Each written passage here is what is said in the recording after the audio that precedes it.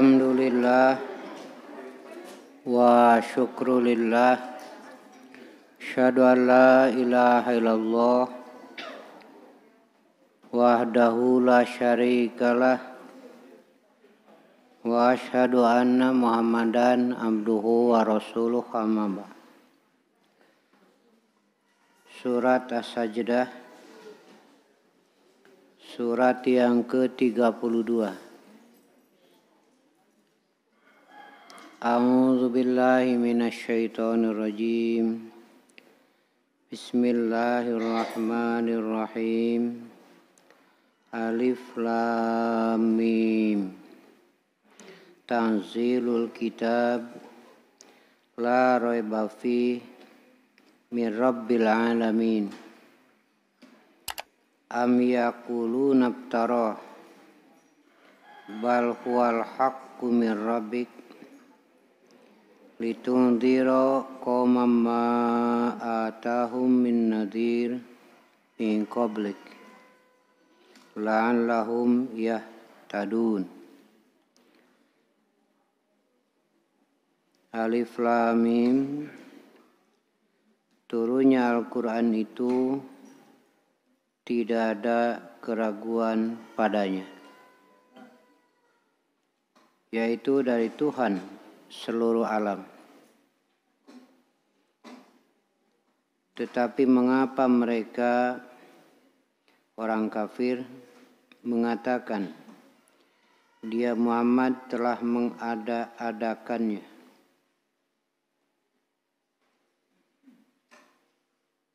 Tidak, Al-Quran itu kebenaran yang datang dari Tuhanmu agar engkau memberi peringatan kepada kaum yang belum pernah didatangi orang yang memberi peringatan sebelum engkau,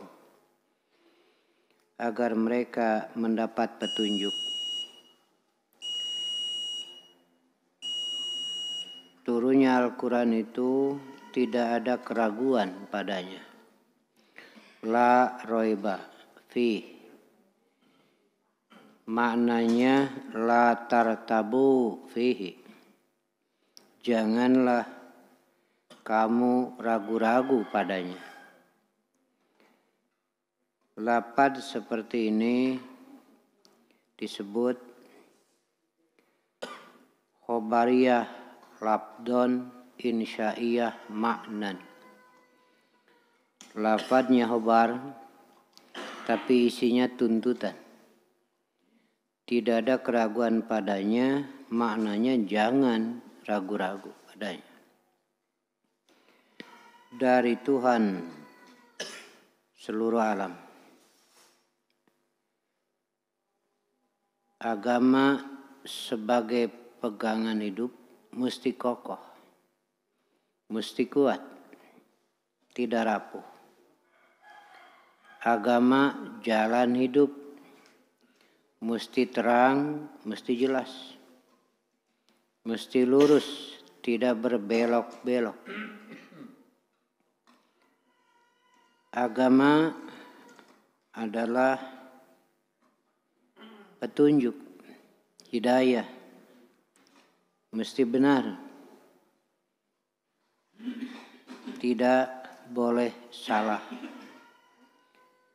Karena ini menentukan nasib manusia. Karena itu agama tidak boleh dikira-kira.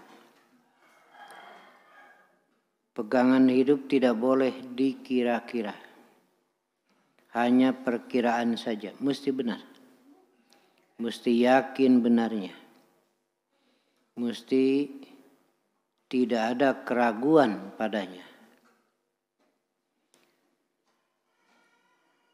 Selain agama Allah disebut dinun nas, agama manusia. Itu lahir dari perkiraan pikiran,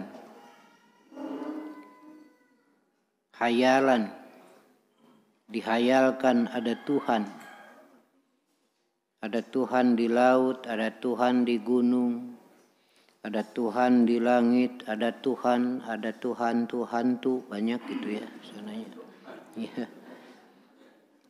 Itu kan perkiraan. Perkiraan tidak bisa jadi pegangan dalam urusan agama.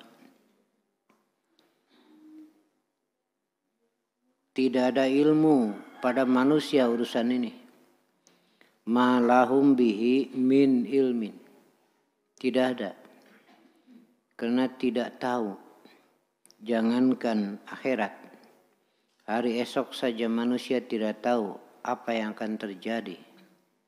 Hanya perkiraan saja. Apalagi urusan agama. Mereka tidak memiliki ilmu tentang itu. Inhum illa yadunnun. Tiada lain mereka hanya mengira-ngira saja. Sedangkan perkiraan tidak cukup untuk dijadikan pegangan sebagai kebenaran. Wa inadonna la yugni minal haqqi syai'a. Pada saat itu Yahudi diubah dengan hasil khayalannya bahwa Allah punya anak. Nasara pun sama. Dengan khayalannya Allah punya anak. Musyrikin Quraisy pun sama. Tidak mau kalah. Mereka menyatakan malaikat banatullah, anak-anak perempuan Allah. Sedangkan yang lainnya beranggapan Tuhan yang banyak tadi. Ma lahum bihi min ilmin. Bagi mereka tidak ada pengetahuan tentang itu. Iyattabi'una ila dhanna. Tiada lain mereka hanya mengikuti perkiraan. Wa inna dhanna la yugni minal haqqi syai'a. Nah, disinilah Allah menurunkan Quran dengan terbuka untuk diuji. Apa yang diterangkan dalam Quran tidak ada yang salah sedikit pun. Karena Quran diturunkan dari yang Maha Tahu. Isinya la raiba fi. Tidak ada keraguan sedikit pun. Karena itu bagi kita, bagi manusia tidak boleh ragu-ragu untuk menerima Al-Quran, petunjuk Allah itu. Jadi la raiba fi di sini maknanya la tartabu. Tidak ada keraguan dengan makna janganlah kamu ragu-ragu. Karena diturunkan dari Rabbul Alamin. Tuhan semesta alam. Aturan yang ada dalam Al-Quran untuk terwujudnya, terpeliharanya maslahat alam ini. Apa alam itu? Ma siwallah fahuwa alam. Apa saja selain Allah disebut alam. Alam malaikat, alam jin, alam manusia, alam binatang, alam tumbuh-tumbuhan, dan semuanya. Selain dari Allah disebut alam. Robnya adalah Allah subhanahu wa ta'ala. Isinya akidah. Ada 5. Yang pokok tauhid. Tauhid itu kepastian. Sedangkan syirik perkiraan. Karena tinggalkan syirik karena perkiraan. Diperkirakan oleh akal manusia. Sedangkan tauhid yakin. La ilaha illallah. Tuh yang harus dipegang. Satu. Jadi Al-Quran turun menyampaikan ajaran 5 yang pokok tujuannya. 1. Tauhid. Segala bentuk syirik, baik makhluk yang hidup dianggap sebagai Tuhan, ataupun yang mati, benda dianggap Tuhan, semuanya salah. Sedikit pun. Karena itu dalam Quran dengan memakai lafaz syai'a, wala tusriku billahi syai'a. Ada lagi ahadan, yang hidup, yang mati tidak boleh dinyatakan sebagai Tuhan. Karena semuanya hanya perkiraan. Yang teguh adalah tauhid. Dan ini hendaklah terus diperkokoh. Sekarang muncul lagi ucapan tokoh yang menggoyahkan. Mana keterangan dalam Quran Allah itu ada. Allah itu wujud. Wujud itu ada. Iya. Ia mempikiran uponokoe nuring kes urang manya datang luhur-luhur lah liur. Mun urang ke restoran dahar teh jeung tahu menang goreng. Sangu asak. Kudu ditingalikeun katelna. Bisi teu percanten lauk asak tak ieu katelna. Bisi teu percanten sangu asak tak ieu seengna. Gitu teh kudu. Pangna asake make alat eta teh. Meuni riweuh teh nya. Aya nu nyanguna. Emangnya teh nu nyanguna teh sangu asak teh nu nyanguna. Di restoran teh cenah nangtung we. Tah ieu bagian ngagoreng lauk, ieu bagian nyangu, pangna asak ge aya nu nyangu. Kartos. Bae, tah kitu. Niriweuh pisan. Sengaja kelihatannya mengacaukan pikiran umat. Ya. Tidak ada keraguan. Syahidallah annahu la ilaha illa huwa. Itu kan jelas dalam Quran surat Al-Imran. Allah bersaksi dalam arti menyatakan tidak ada Tuhan selain Dia. Wal malaikatu wa ulul ilmi. Malaikat dan orang-orang yang berilmu akan menyatakan bersaksi bahwa Allah adalah Tuhan bagi seluruh alam. Nah itu satu tuh. Tauhid yang mesti kokoh, kuat, karena sekarang banyak digoyang lagi, digoyah lagi ya. Supaya tauhid ini rapuh. Apabila sudah rapuh akidah, mudah untuk dipermainkan oleh orang-orang yang berkepentingan. Satu itu. Ketika beribadah, kita kan harus kokoh. Ketika beribadah itu, akidahnya harus kokoh. Ketika kita beribadah tapi akidah tidak kokoh, goyah nanti. Wa minan nas mayya'budullaha ala harfin. Di antara manusia ada yang beribadah kepada Allah ala harfin, goyah. Harfin itu bagi ujung cambuk, ujung tali, goyah gitu. Biasanya orang yang tidak kokoh akidahnya kadang-kadang ibadah disesuaikan dengan situasi dan kondisi. Itu. Situasinya dan kondisi model kieu gitu. Akhirnya tidak jelas. Mendingan kalau umat di bawah. Kadang-kadang yang tidak kokoh itu justru orang-orang yang berilmu. tidak kokoh akidahnya. Akhirnya ikut menyesuaikan diri. Tergantung warna yang ada. Disebutnya talawun. Talawun. Dari kata launun. Launun itu warna. Talawun teh berwarna-warna.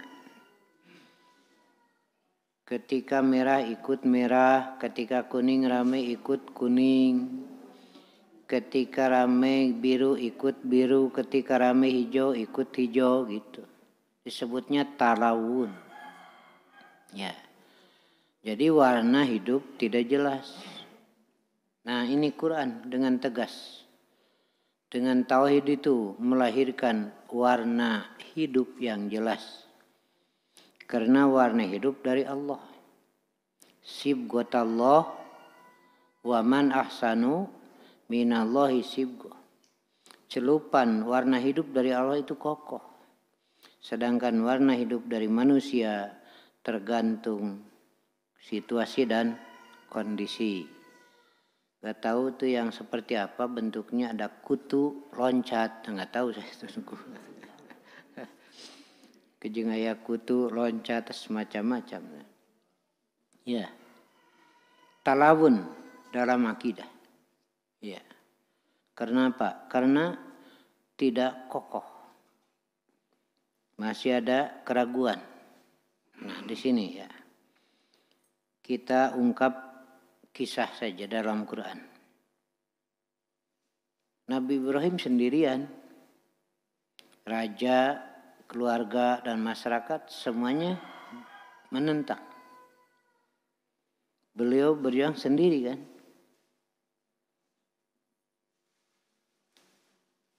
Patung-patung berhala dibabat. Kemudian kampaknya digantungkan di berhala yang paling besar. Semuanya tahu siapa najan teu katingali. Karena yang biasa sehari-hari eta cenah teh sok ngagoreng deh. Gitu. Dipanggillah, lalu ditanya. Ibrahim mengatakan, eta nu moal kampakna saha cenah. Kata mereka, pan ieu mah cenah teu bisa nanaon, nah atuh make disembah. Nah gitu. Itu kan membangkitkan pikiran. Tapi akhirnya mah ada raja mah kawasa tuh. Kajian benar Ibrahim, cek raja salah gitu. Itu kan, kalau dolim itu begitu. Mencek raja salah, mencek raja benar gitu kan. Jadi 2 tambah 2 sabaraha hiji 4, cek raja genep gitu kan. Ya, kudu genep. Cek aing genep gitu. Iya. Meni nyeri hate teh sakola, meni eta diajar ngitung pandai sakola teh dipeunteun ku guru. Rasaan teh hade wae peuteuna ari di lapangan. Jadi beda itu. Ngahulang we 4 tambah genep 13. Nah gitu. Sane 10 cek aing 13. Nah gitu. Ini tidak kokoh. Ibrahim itu benar kan? Sengaja tuh untuk membuka pikiran. Eta nu mawa kampakna saha gitu. Cek maranehna pantah mah teu bisa nanaon. Itu kan cek maranehna. Kata Ibrahim, nah itu make disembah. Itu kan bener. Dasar keur kitu mah. Keur amek mah. Sakapeung malain narima pan kalah molotot. Nah gitu. Karaos pan ku simkuring ge di imah. Dakan kajian salah keur amek mah tara narima. Ma aing we. Keramak mah. Nu kieu diasongkeun ka salaki padahal mun make pikiran cerdas eta mah alhamdulillah ku Allah disayogikeun ya beres. Nah, kapan teu bisa nyieun beas mah. Ku Allah disayogikeun. Dihuapkeun aya keusik ka huapkeun ari pikiran bersih mah keusik ngan 2 tina sapiring pan sabaraha ribu teh remeh teh. Komo tina sabobokom atuh aya keusik 2 teu kapiceun mah hampura we atuh. Da kudu milihan sorangan mah urang riweuh atuh. sakitu oge pamajikan dai kitu pan kuduna menghargai. Yang pan jauh melotot pan. Jeung semen sekalian. Mendiribu. Aduh, itu kan. Salah, cek raja, ya udah. Apalagi dibantu oleh masyarakat. Yang masyarakat mengatakan salah bukan dengan akal yang sehat. Tapi hawa nafsu karena kebiasaan. Di sini terjadi diskusi kan. Saha nemayan panggil Ibrahim, eta nu nyekel kampakna saha. Nah, itu di situ ada dialog yang membuka pikiran. Tapi muncul kebenaran ketika hawa nafsu menguasai diri, sulit menerima. Iya. Karena itu perpecahan bukan karena berbeda pendapat, tapi perpecahan karena hawa nafsu memperkuat pendapat masing-masing. Tidak ada keikhlasan untuk menerima kebenaran itu nuriweuh mah. Itu benar ikhlas narima beres. Kan akhirnya mah kitu geuselah masing-masing tuh. 11 ka surga cenah lah 23 ka surga. Nah kitu leung teman. Eta geuselah masing-masing 23 ka surga 11 mah saeutik teuing moal nepi. Cek nu 11 teh panu 23 ge teu ka surga na loba teuing kaliwat. Ribu. Geus geus cenah tong pasea. Teu pasea tuh. Tinggal ikhlas ini kebenaran teh nu mana tinggal gitu unggul. Nya cek penengah teh supaya salamet mah geus we lah. Supaya teu parasea nu 23 ka surga 11 ka surga. Yang 23 ditanya kumamun kitu baiklah cenah. Ya ka surga baiklah.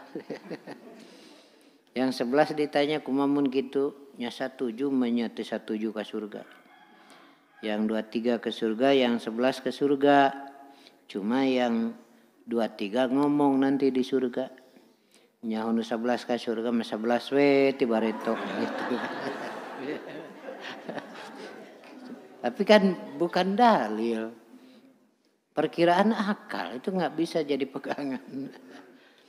Ya.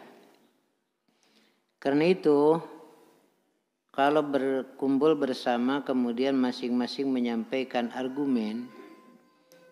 Nah, hendaklah hawa nafsu jangan ikut menguasai gitu. Tapi biasanya rame eta. Tuluy masing-masing bubar ceuk aing mah atuh keur naon rapat atuh. Lamun masing-masing bubar teh ceuk aing mah da gitu. Nah, setelah rapat mana yang terbaik udah ikhlaskan menerima. Musyawarah itu kan dari kata asalnya memeras sarang lebah supaya keluar madunya. Lalu madunya dinikmati oleh semua. Terus pikiran sok. Keluar ke nupang alusna. Yang mana nupang alusna orang tarima. Sok eta orang pakai kusararea. Gitu. Di orang mampan bubar teh ongko musyawarah. Tapi beres musyawarah teh angere kumakuring. Nah itu ya. Jadi satu tuh. Ibrahim menyatakan. Ini bukan Tuhan. Akhirnya dibakar. Itu. Bukan karena kebenaran argumen Ibrahim. Tapi karena hawa nafsu mereka. Bakar Ibrahim. Kayu bakar habis. Ibrahim selamat. Dia berjuang sendiri. Nah gitu. Nah, di sini dibuktikan oleh Allah, mukjizat dari Allah. Bukan Ibrahim kuatan, bukan api oleh Allah disuruh jangan membakar. Jasadnya sama saja. Nah, ini mukjizat namanya. Jika Allah menghendaki nggak bisa ada yang menolak. Ini kan Allah buktikan kebenaran itu. Ini tauhid ini. Jangan disalahgunakan. Jangan mengambil pelajaran Ibrahim selamat dari kondisi dan situasi yang panas. Nah, orang cenah yang harupan situasi politik yang panas. Nah, jadi kadinya ini. Bukan itu. Ketika orang berjuang benar lillah, full tidak sepotong-sepotong, insya Allah akan diberi perlindungan oleh Allah. Satu tuh. Sendirian padahal menang Ibrahim. Kedua, yang disebut jaminan dari Allah itu bukan hidup sekarang di dunia mun panjang umurna eta menang jalan, bukan itu. Allah selamatkan dari segala kesulitan kariweuh. Hamzah terbunuh di perang Uhud, perutnya sampai di belek. Itu majah saat atuh. Kan tidak dibelek juga, hancur di alam kubur oleh cacing, tapi ruhnya sudah menang di sana. Tibatan di dunia riweuh lah gitu. Jadi lamun ayeuna maot teh kitu, Pak. Tinggalkeunlah dunia mariweuh tuh surga. Di surga mah moal ngadenge omongan nu teu ngeunah, ngareuna teh salam. Nah, gitu. Pan di dunia mah isuk-isuk kene geus ngomong teu ngeunah kadengena teh. Kade balik ulah burit. Kade teu mawa duit. Baik ini teh mendiribuh. Nah gitu. Kemenangan itu jelas. Rasulullah berjuang asal sendirian kan. Siapa yang pertama masuk Islam? Ya Khadijah. Kan beliau yang menyatakan mengantarnya. Kemudian ada Abu Bakar, ada Ali gitu. Berapa orang? Sementara semuanya tetap ada dalam kekufuran, kemusyrikan. Ada satu peristiwa ini yang saya pegang ya, saya baca, cuma lupa lagi kitabnya. Ibnu Mas'ud itu kecil, pendek, begang di kasupna teh naon kate teh. Masjidil Haram kan waktu itu belum berupa bentuk bangunan mewah, ngan Ka'bah eta nama lapang we gitu. Kumpul orang-orang kafir Quraisy, tokoh-tokoh teh di dinya ngeriung, kadang-kadang bersombong-sombong dengan harta turunan, kadang-kadang mengadu syair di situ. Kata para sahabat yang ada yang masih sedikit, siapa yang berani membacakan Quran di hadapan mereka? Mungkin mereka belum mendengar Quran. Karena dirasakan oleh para sahabat begitu indah, bagus gitu. Mungkin mereka belum mendengar. Tidak ada yang ngacung. Yang ngacung Ibnu Mas'ud itu yang pendek, begang. Ya. Cek nu sejen teh entong ente atuh. Kuduna mah nu badag we jeung anu aya patali dulur.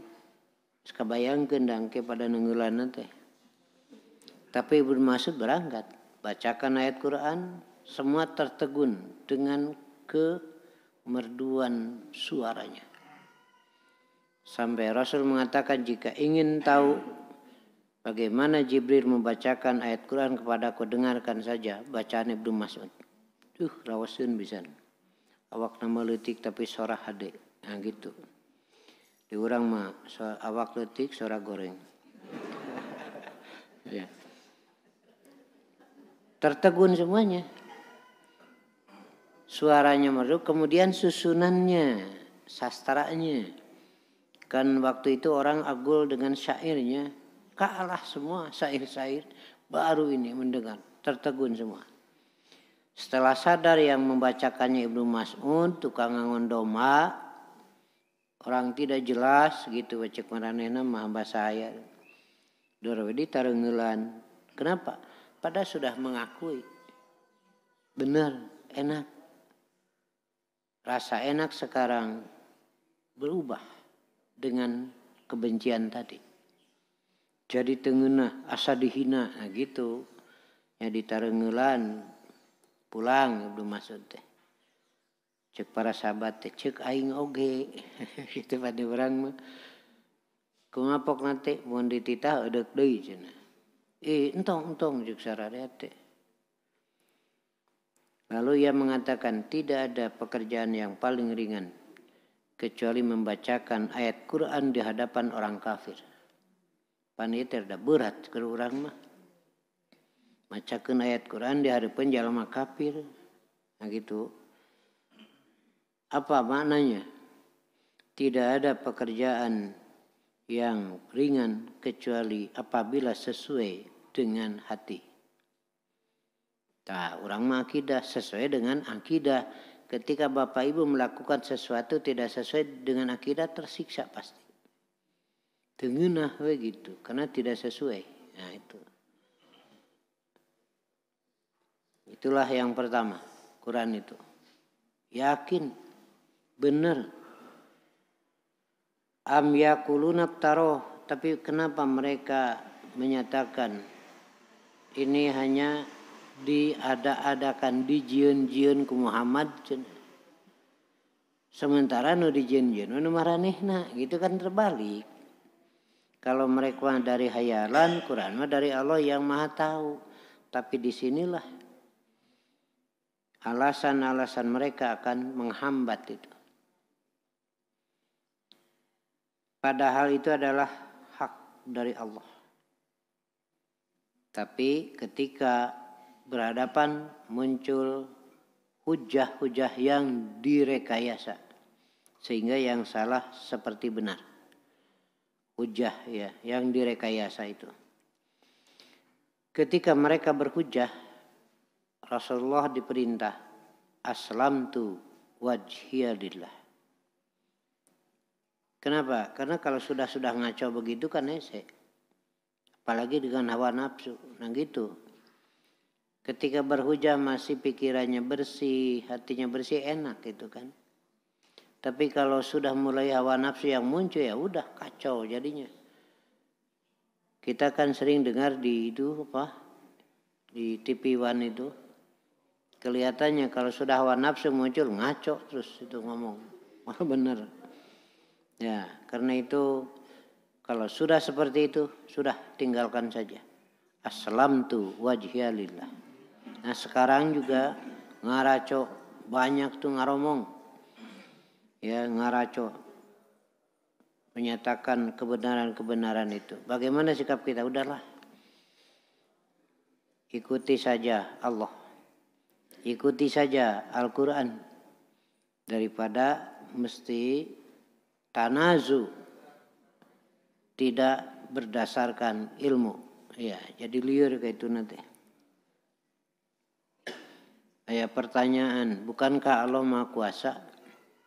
Kalau begitu Allah bisa kuasa menciptakan benda yang beratnya teka angkat ku Allah. Ngaco pandai deh. Hari Allah Maha Kuasa, iya berarti Allah kuasa menciptakan benda nu beratnya teka angkat ku Allah. Tuh. Ngaco pandai deh.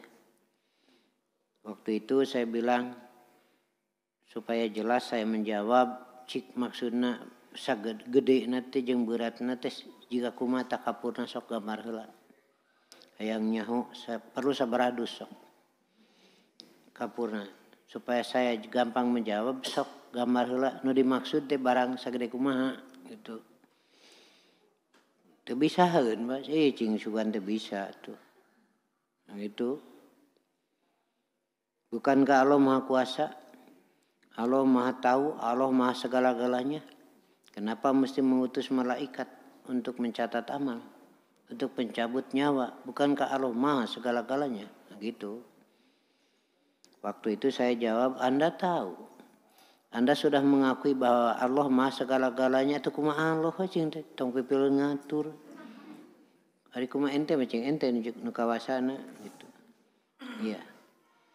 Itu kelihatannya itu sekarang muncul hujah-hujah yang direkayasa dari perkiraan-perkiraan untuk merusak pikiran umat Islam.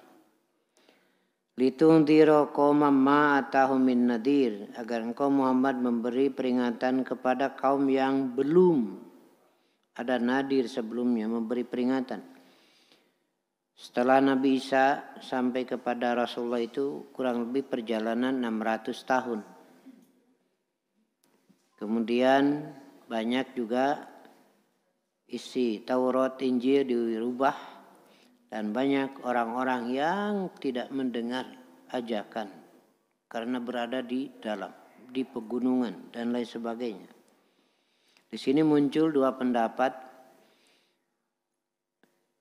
Kata Mu'tazilah tetap ada tanggung jawab di akhirat. Kenapa ada tanggung jawab? Walaupun Quran belum sampai, pemberi peringatan belum sampai, tapi kan Allah memberi akal. Yang dengan akal itu semuanya sama, bahwa membunuh itu salah. Cek akal ge. Ngarampas hak batur salah, cek akal ge. Walaupun Quran belum sampai tetap ada tanggung jawab. Itu Mu'tazilah. Tapi Asy'ariyah mengatakan tidak. Karena Allah menyatakan Allah tidak akan menyiksa satu kaum sehingga Allah mengutus utusan. Nah begitu. Tapi urusan itu kita serahkan kepada Allah. Untuk kita saja. Sudah sampai nadir kepada kita, sudah sampai pemberi peringatan kepada kita, maka diharapkan la'an lahum yahtadun, agar mereka mendapat petunjuk. Nah sekarang nadir sudah sampai kepada kita, peringatan sudah sampai kepada kita. Mudah-mudahan kita dalam petunjuk Allah selamanya. Ada hidayah akal. Dengan akal membuat istinbat, ada yang Maha Kuasa. Lalu ada hidayah dengan lisan Rasul dan Quran. Yang Maha Kuasa adalah Allah. Kemudian yang ketiga, petunjuk bagaimana cara ibadah kepada Allah. Dan yang keempat, petunjuk jalan ke surga. Ini surga, nah begitu. Dan yang ketiga ini harus terus belajar ngariung untuk membereskan, memaslahatkan ibadah kita. Kalau ada yang kurang, salah, tinggalkan saja. Kita lakukan yang benar sesuai dengan petunjuk Allah. Nah begitulah surat As-Sajdah ayat 32. Intinya adalah kebenaran dari Allah, kebenaran yang hakiki, maka tidak boleh ada keraguan untuk menerima itu. Kebenaran yang lahir dari pikiran manusia disebut takhayul, hanya dikira-kira, tidak bisa jadi kebenaran, jadi keyakinan untuk kita semua. Walaupun banyak yang memegangnya, walaupun banyak yang memeluknya, bukan ukuran kebenaran. Nah, sakitu heula. Insyaallah ke depan nanti kita lanjutkan lagi.